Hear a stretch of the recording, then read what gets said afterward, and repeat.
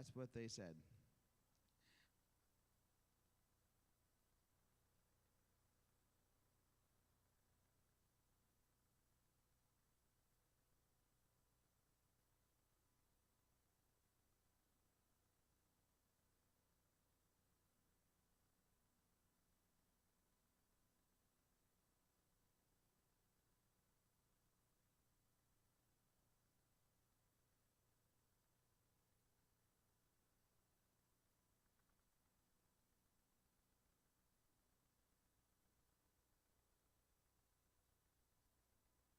And some of our members are in Honduras tonight, and they are on a missions trip, and so we are holding the fort while they are not here, but I have Ethan joining me in just a few moments as we continue our study on emotions.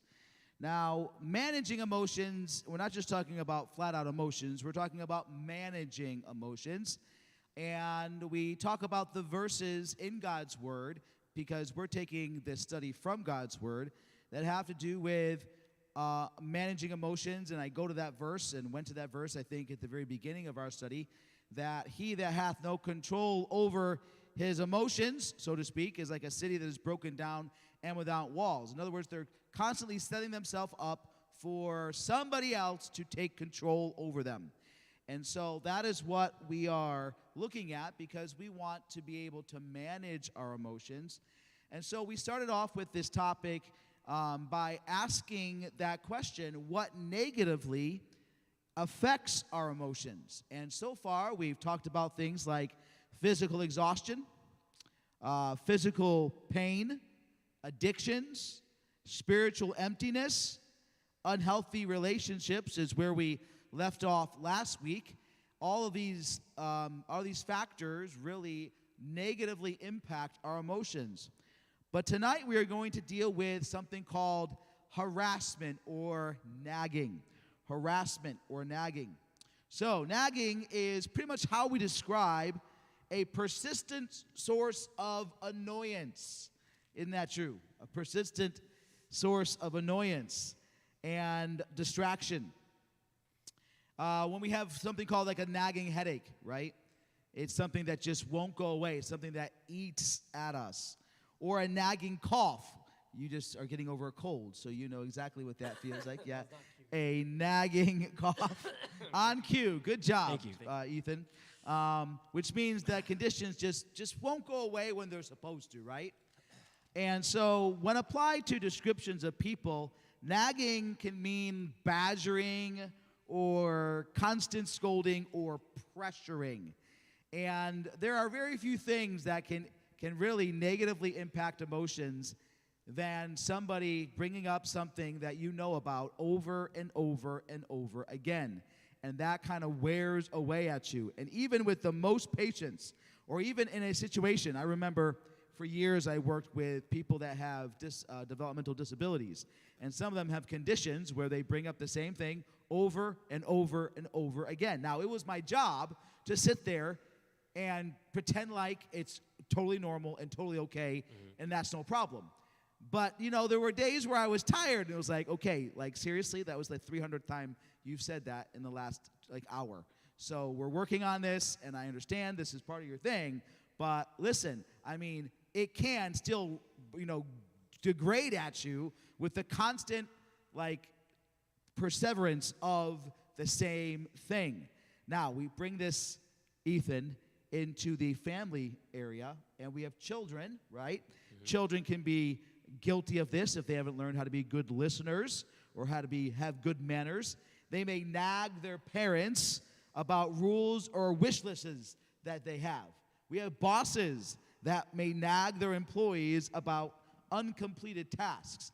Now, before we go to the home and the wife, because there's several verses in God's Word that deal with a spouse that is nagging, let's talk about other places or other relationships where there's nagging involved that can eat away at emotional stability, so to speak. Mm-hmm. So what do you think? I think anything that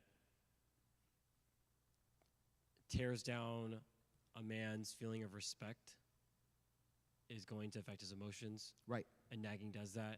You know, whether that's at home at work, a worse scenario, you know, someone could be asking you to do something, and they continue to ask you to do it. Right. And maybe you're not doing it right away, but you plan to get to it. Right. And you know you will. That could be, something that eats at you, because if you're not humble enough, maybe you're just you had a long day, you can get to a point where like, hey, what's wrong with you? Why don't you trust that I'm just gonna get that done when I tell you I'm gonna get it done? Or why can't you just trust that it's going? You know what I mean? So Right. that's one. Anything that erodes a man's sense of respect can do that. Another thing could be possibly like you said, the idea. Nagging can also be the idea, like you said, bringing up stuff past hurts. Right. And Yes. poking the bear. Poking the bear, pushing the buttons, so to speak. And, Yeah. I've forgiven you, but I haven't forgotten. So we're going to use this to nag and eat away at you to, in a way, manipulate a situation. I think nagging is, in a way, very detrimental or negative impacting on emotions is because it is a form of manipulation. Yeah. Because it is a form of somebody's trying to get their way over you. Right. Well, I mean, there's that saying, the squeaky wheel Right. gets the grease. The squeaky wheel gets the grease, right? It's true.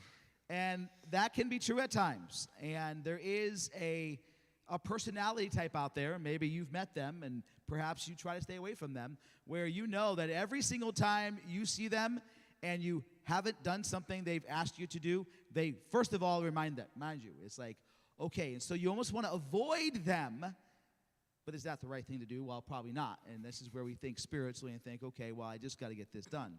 Now, we can do this to ourselves, guys. Mm-hmm. We can give those who are nagging credence to their nagging by not being responsible and doing the things that we're supposed to do. Ethan brought up, people asking us to fulfill a responsibility we have. And yes, as much as you might say, well, they just got to trust me to get it done in the time I said I had to get it done. If you have a track record of not getting things done, well, that can eat away at their trust that you will, in fact, what else is he supposed to get expect? things done, right? So Yeah. they go to this idea of I have to remind you several times because you must not be reminding yourself. That's not what we're talking about. That is maybe a managerial tactic, not nagging. Okay. What we're talking about, though, is nagging because you're trying to manipulate the situation. And this really does eat away at a man's emotional being because, as Ethan mentioned, the respect. I think nagging is very hard on men because it eats away at something that we value at our core, which is respect. Right. The ability to be trusted. So if we can't be, as a guy, I think many men would agree with this statement that if the people that we're trying to serve don't respect us and don't trust us, then what am I doing? Right.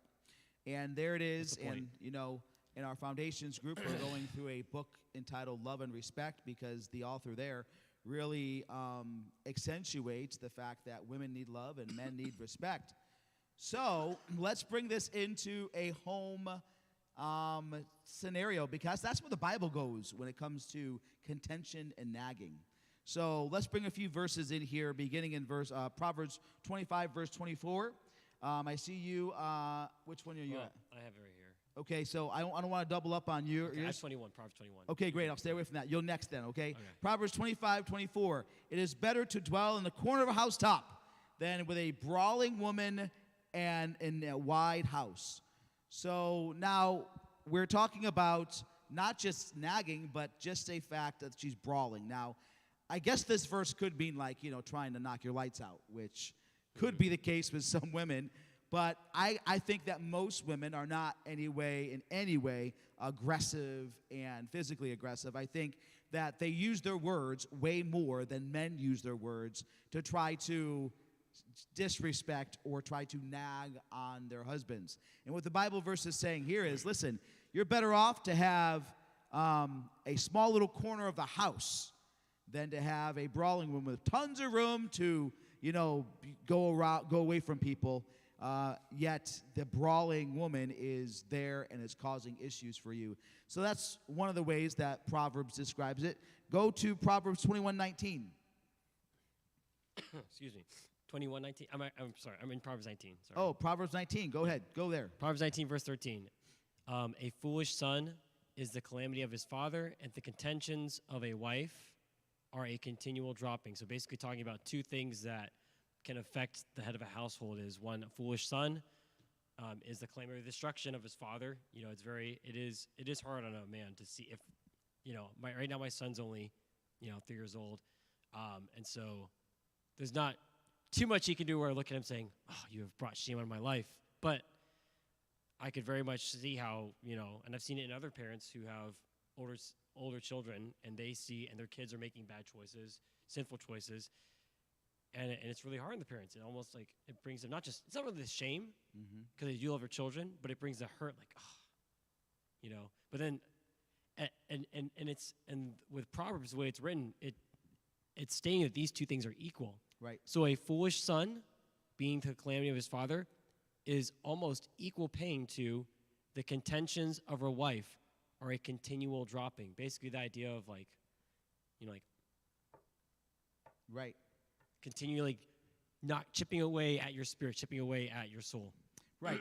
And you've probably heard of Chinese water torture. That idea of drip, drip, and they would do that very effectively because it would mess up sleep. It would just send it. It would cause people to go insane. And this is that continual reminding, continual dripping, continual reminder of a problem that needs to get fixed. And even people that aren't plumbers get annoyed by a continual water dropping. I remember being a counselor for a teen camp, and one of those kids brought a electronic sound that when he pressed the button, it would actually make a water drip sound. And that was a very long night. Okay. That's awesome. It was terrible, very but biblical, awesome. though. Very biblical, but very terrible. As that went off several times, I couldn't sleep. It was driving me nuts, and nobody had it, of course. Just to speak to that, Proverbs 27, verse 15, a continual dropping in a very rainy day and a contentious woman are alike. Right. So again, it's not necessarily, here it is pointing out the relationship in like in a marriage relationship, right?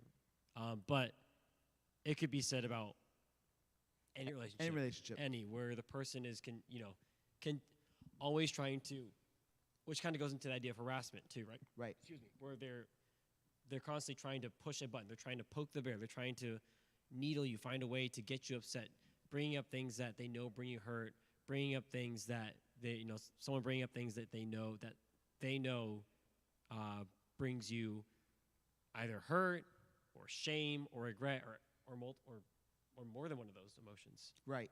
And I think one of the reasons that nagging is often associated with spouses or wives is because it has to do with the way that men and women are wired. Okay? So what do I mean by that? Women tend to be more verbal than men to solve problems. They tend to use their words more often than not to solve things. Resolve conflict. If you talk about resolving conflict with a woman, it means I'm going to sit there and talk while you listen. That's resolving conflict to them. That's how they go about things. And brainstorm solutions, women, by talking about them. That's how they problem solve. That's how they strategize. Men are way less verbal and more task-oriented and do not respond well to female attempts to instruct them. So let's be real here. You put those together and it causes issues. When wives ask for a chore to be done, husbands sometimes hear that as bossiness or attempts at control, and they either do not respond or purpose to do the project in their own time. So you've probably heard that guy that says, yeah, you want me to do it today? Well, I'm purposely not doing it till next week because that's just the way it is. Well, that's not a good response or a loving response to your spouse. But the wife being verbal mentions that lapse again and again, and the stage is set for a nagging, resisting type relationship that is scorned by many, many people. Now, guys, this is something that eats away at our emotions. So if you're dealing with a situation like this, you got to talk it out with your wife. You got to talk it out with that relationship and say, listen, we really need to sit down because this needs to get better, and I appreciate you reminding. Maybe you need to promise them that, listen, a couple of times you've reminded me, I need to get it done, and I will do my best to get it done after a couple times. Obviously, it's not realistic to say every single time you ask me to do something, I'm going to jump to it and get to it right away. I mean, that type of behavior was great the first 2 weeks of marriage, but after that, it's like, well, but I'm on the couch, honey, don't you see? And the sports game is on, and don't you see? And, that just quickly goes away. Well, that's a whole other marriage topic, not this topic. No, but emotions do take a hit when there is nagging involved. Did you get it done yet? Hey, did you get it done yet? Did you get it done yet? It's like, okay, that's enough. And that is something that we often look at as emotionally detrimental. Fix it. Fix it by talking it through with that relationship and letting them know this is not helpful to me. We need to actually come through with a different way of communicating here. So please, nowadays in our technology, we can do this with email, right? Yeah. Every single day you get the same email. And then after 2 times, I sent you 2 emails. This is the third email saying the same thing. And that doesn't go over well either sometimes. So don't just think it's the spoken word. It can be also the written word or the digital word as well. Anything you want to add on nagging or pestering? Just the idea that nagging, that sort of stuff, it brings up inevitably you are doing things that as an adult you should know it's bringing the other person hurt. And if you know that, then hurt people, right? So usually you're doing that because you feel you're nagging. The person who's nagging is nagging in the first place because they feel wronged. Something in their justice system has been broken. So I need you to get this done. You have been getting it done. It's hurting me. Why aren't you fixing this? No, I need you to fix it. I need you to fix it. And for the person who is doing the nagging, the person who is doing the pestering, Proverbs has a really good response for that, right? If you've been hurt, if you're nagging because you've been hurt, if that's your response, Proverbs 10:12, hatred stirreth up strifes, but love covereth all sins. Right. So as a Christian, if you recognize that you are pestering, nagging somebody, whether that's a home relationship, a friend relationship, a work relationship, then yes, you do. And one thing you need to look at and say, okay, I'm definitely doing this. I probably should be, if I love this person more, I wouldn't be doing that to them. And then the other side of things is if you're the person who is being nagged upon, if you're the one who's nagged on, 2 things need to happen. You need to have humility to say, okay, I'm obviously doing something that's hurting this person. Right. If I wasn't, then this would not be happening. Right. And we're not excusing them nagging, because that's not right either. But we're saying, hey, look, as a man, we want to take responsibility of us. So what am I doing that's hurting this person? Okay, how can I change that? What can I do better? And then the other thing would be having the conversation saying, hey, look, I know I'm hurting you. I can tell because you're pestering me, and I shouldn't be viewing that relationship this way. I want to be able to have joy in the communication that we have. Something that, I know we need to move forward, but something that I really admire is people who know how to communicate hurt very well. Whether it's in a marriage or work or just a friend relationship, my strongest relationships are not necessarily the people that I have the most connection with, that we share the most things in common. My deepest connections with people are those who have been willing to tell me in no uncertain terms, but in loving terms, hey, you're hurting me. Here's what it is. Right. So, and that's a good point that you made there, because that is, whether you're the nagger or the naggit, is there such a thing? A naggy is something that needs to be addressed, and because it does damage the emotions. Let's go to the next thing on the list, which is selfishness or pride, being full of self. How does that impact negatively your emotions? Well, pride is a canker for everything, okay? Pride is destructive. Pride is an abomination, the Bible says. I mean, God resists the proud, but giveth grace to the humble. I mean, we know these things about pride. It's no doubt that pride really negatively impacts emotions. Now, why though? I think because pride is an emotional barrier that influences the way you perceive others. Let me explain. When you have pride, it prevents you from focusing on anyone's views and opinions other than your own. And for example, you're likely to dominate a conversation because you don't value what the other person is saying. And because of that, you're not really building relationships other than a bigger, deeper relationship with yourself. And we all know people that they dominate the conversation and make it all about them all the time. And it's like, seriously, you are not helping. Now, let's talk about the native. That's obviously a detriment to other people. But when you don't have friends because of pride, when you don't have meaningful relationships because of pride, it really takes a toll. And then you have nobody to blame but yourself, but you're so proud that you don't blame yourself. And so you victimize everything, and now it's not my fault. It's their fault because they don't hang out with me when I'm such a cool person, and I'm like the best thing ever to hang out with. So it's not me, it's them. And now that causes even a bigger problem because the really thing you need is to humble yourself in the sight of the Lord and let Him lift you up. But I'll go to James chapter 4, verses 1 through 6, where James says, "From whence cometh wars and fightings among you? Come they hence even of your lust that war in your members? Ye lust and have not, ye kill and desire to have and obtain not. Ye fight and war, yet have not, because ye ask not. Ye ask not and receive not, because ye ask amiss, that ye may consume it upon your own lusts." This is really about a proud person here. "Ye adulterers and adulteresses, know ye not that friendship with the world is enmity with God? Whosoever therefore will be a friend of the world is an enemy of God. Do you think that the Scripture saith in vain, the Spirit that dwelleth in us lusteth to envy?"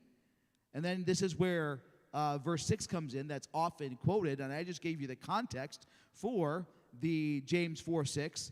"But he giveth more grace. Wherefore he saith, God resisteth the proud, but giveth grace unto the humble." So put that in context, and it's saying contentions come, emotional, physical contentions come as a result of lack of humility or pride, selfishness. And we see this played out in the sandbox. We see this played out on Wall Street. We see this played out definitely in politics. It's everywhere. Selfish pride that is damaging their own emotions.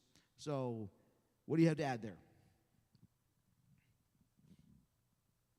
Where was I? I just had a verse that I was going to share here. All right. Sure. Proverbs 18, verse 12. "Before destruction, the heart of man is haughty," or Right. proud, Yep. prideful, lifted up. "And before honor is humility." Okay, so what basically it's talking here, it's kind of paralleling, right? So what's the product, what's the big end product of pride? What's the big end product of humility? Well, the plus side is the big end product of humility is that those who you have humbled yourself before will honor you. Right. Maybe that's just God.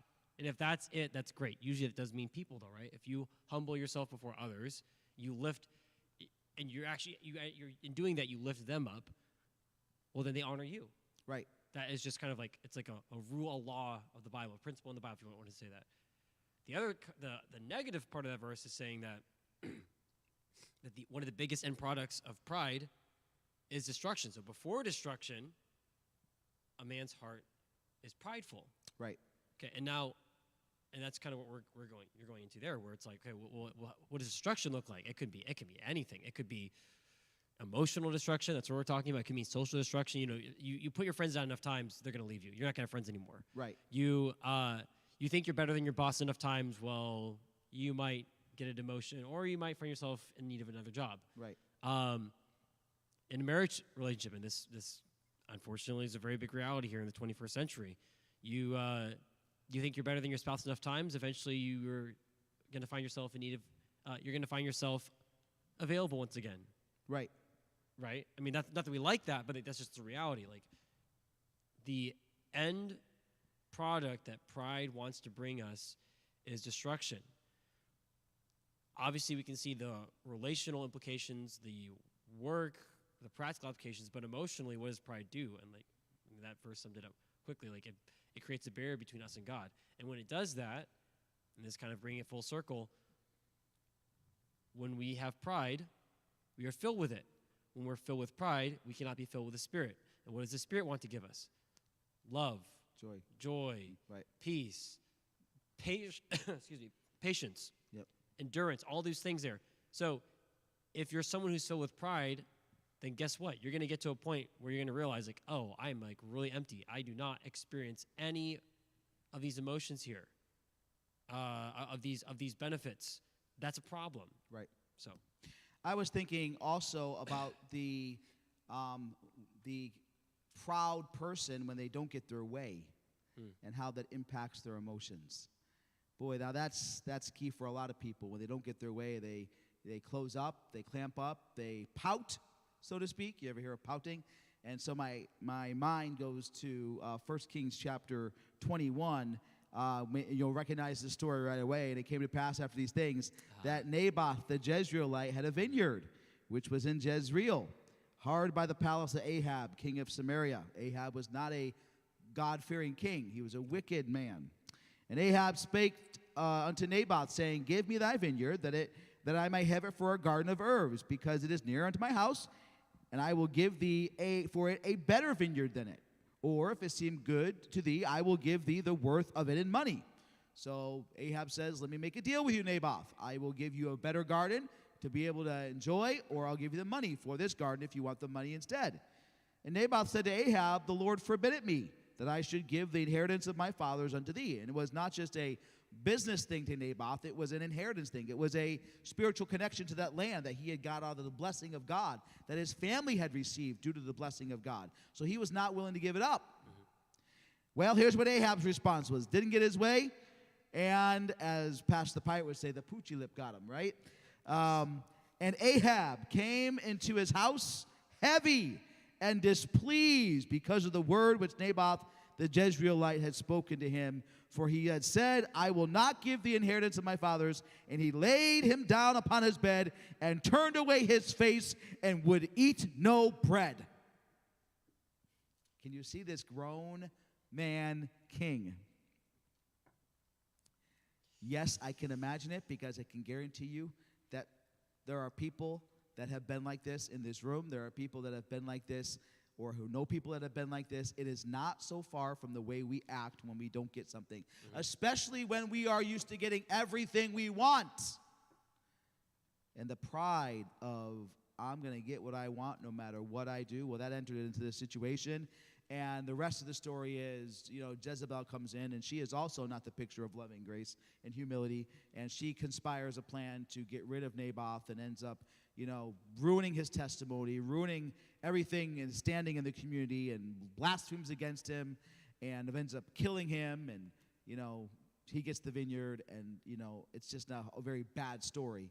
But where did it start? It started when Ahab, being a selfish man, being a proud man, did not get what he wanted, and so he allowed that fact to make him pout, this is a great word picture of somebody that is proud and how it impacts their emotions.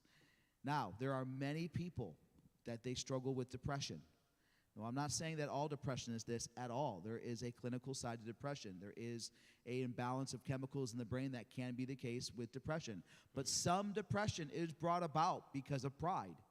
And people get depressed, they get discouraged, they get totally out of sorts when they don't get what they want. Like a toddler, they throw a temper tantrum.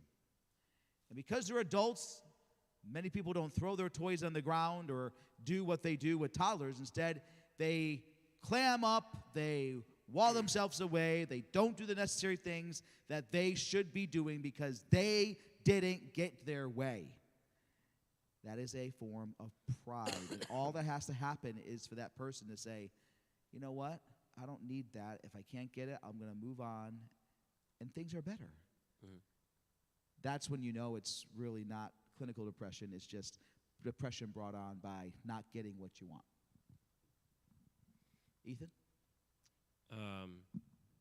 It's funny you say that, because my mind, as we were talking, went immediately to Samson. Yeah, Samson. There's another one. We're going through that, and he's a good example of nagging as well. Mm-hmm. He nagged his parents. Get that woman for me. Get that woman for me. Right. Right. So in Judges chapter 14, that's like the beginning of Samson's story. It kind of starts in chapter 13. Chapter 13 is kind of the intro to his life. Mm-hmm. Talks about the vow that Samson made his parents made on behalf of him to God. That was the whole reason why God blessed them with Samson. Right. And chapter 14 opens up with him saying, with Samson in pride, his pride was manifested itself in 14. The first thing was saying, okay, I know what you want, Mom and Dad. I want something different. Right. And so people that he could trust, people that he could respect, these are trustworthy, respectable people that were godly, honorable people. Samson went a different way, knowing that it was not just going to, it wasn't just something that was like against their wishes. It was something that literally just his choice to marry a non-Israelite dishonored his parents. And he knew that, and he still went forward with it anyway. It goes from that to then he goes to marry this girl, and now in pride, what's he doing? Well, he basically has, the way the Bible describes it is very G-rated. It says he had a party with other young men, as the custom was in that day. Basically, they had a rager. They had like a bunch of young adult guys having a crazy party, right? And then that party ends up with him killing Philistines, not for the honor of God, but because I gambled and I lost, so now I got to make up my gamble. Oh, I'll just kill some enemies of Israel because I need their stuff, not to honor God. So then, what does pride do? Well, it takes him down this road. It started off with him dishonoring his parents, and it becomes full out like dishonoring, disrespecting, disobeying God, to where at the end of his life, when some people say, oh well, at least he died with honor. He killed a bunch of people. No, even in death, even though he took out a bunch of Philistines, his death ended. The way his life ended was his own destruction for his own self pity, I guess. Okay, God, if I'm gonna die, let me die with the Philistines. It's not like God, if I'm gonna die, let me die honoring you with my no. He's God, give me strength so I can kill these people and just be done with my life. And so pride is very destructive, and it takes a toll on you, on your relationships. It causes you to hurt people. It causes you to act like a little child, insensibly. Right. So. Right, and tonight we to sum it up, we talked about something that is externally negatively impacting our emotions, and something internally negatively impacting our emotions. Externally being the nagging and the harassment, so to speak, and internally the pride that we can have in our hearts that puts a negative impact on our emotions. Men, our emotions are a big deal. You have them, first of all. Second of all, you need to manage them. But these are things that make it hard to manage emotions. Physical exhaustion, pain, addictions, spiritual emptiness, unhealthy relationships, and now today we've added harassment or nagging and selfishness or pride, full of self. Next week, we'll hit burnout, stress, and medical conditions, how they can impact emotions in a negative way. Now, we are getting to how to control our emotions and some practical steps of how to strengthen our emotions. That's how we are rounding out this series. But that's all we have time for today. And so thank you for joining us. Ethan's going to go ahead and stop the live stream feed. And so next week, Pastor Russ will be back with us, and we'll discuss these last two areas and maybe even get into how to control our emotions the biblical way. So that is all from Forge Group, and thank you for joining us, and hope to see you at one of our services upcoming at Meriden Hills Baptist Church.